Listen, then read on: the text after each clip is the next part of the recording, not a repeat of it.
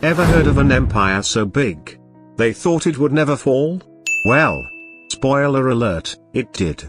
And trust me, the way it rose and collapsed is more dramatic than most Netflix series. Let's rewind the clock, way back, to 753 BC. That's when, according to legend, Rome was founded by two brothers, Romulus and Remus. Raised by a wolf. Yeah. A wolf. Wild start, right? Anyway, Rome starts out small. Like, just a village. But it had this crazy mix of ambition, discipline, and let's be honest, a thirst for conquest. By the time we hit 509 BC, Rome had ditched its kings and became a republic. This was huge.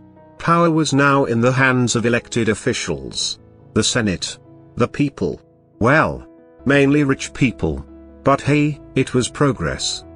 And Rome? Rome was on the move. It started swallowing up neighboring territories like popcorn. First Italy. Then Greece. Then parts of North Africa, Spain, Gaul, which is basically France today, and even parts of the Middle East. So, how did they do it? Rome had this genius combo, a hardcore military, strategic alliances, brutal efficiency, and roads. So many roads. And wherever they went, they brought Roman law, Roman engineering, Roman culture. It wasn't just war, it was influence. Fast forward to 27 BC, and boom, the Republic is gone. In comes the Empire. And the first emperor? Augustus, the adopted son of Julius Caesar. Now Julius Caesar.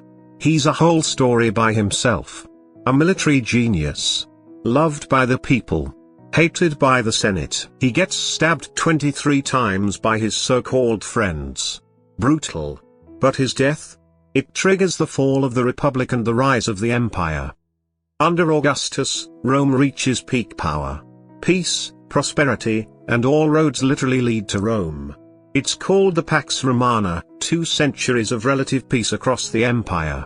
They built massive cities, aqueducts, temples, and even the Colosseum, where, yes, gladiators fought to the death for entertainment. But here's the thing about empires, they don't stay perfect forever. As the years rolled on, cracks started to show. The empire got too big, like, hard to manage big. Communication was slow. Rebellions popped up. Corruption in the government went wild. And emperors? Some were great, like Marcus Aurelius, the philosopher king. Others? Total disasters. Looking at you, Nero, who played music while Rome burned. Literally. Meanwhile, the economy? Struggling. Inflation, over-reliance on slave labor, and a widening gap between rich and poor. Sound familiar? Then came pressure from the outside. Barbarian tribes, and I mean that in the ancient Roman sense, were knocking at the door. Visigoths, Vandals, Huns. And Rome just wasn't ready. In 285 AD, Emperor Diocletian tried to save things by splitting the empire in two, the Western Roman Empire and the Eastern Roman Empire, also known as the Byzantine Empire. It kinda worked. For a while. But in 476 AD, the Western Empire fell. The last Roman emperor, Romulus Augustulus, was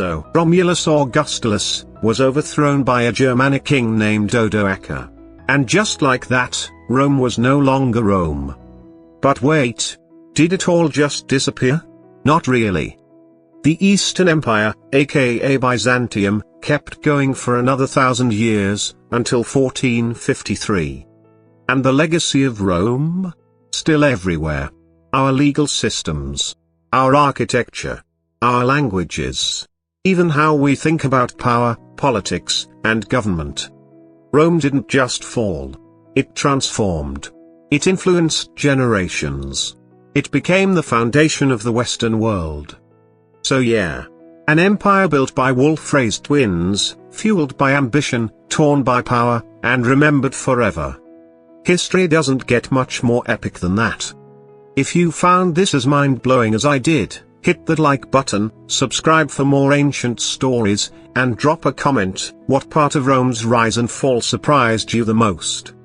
This is Ancientverse, and we're just getting started.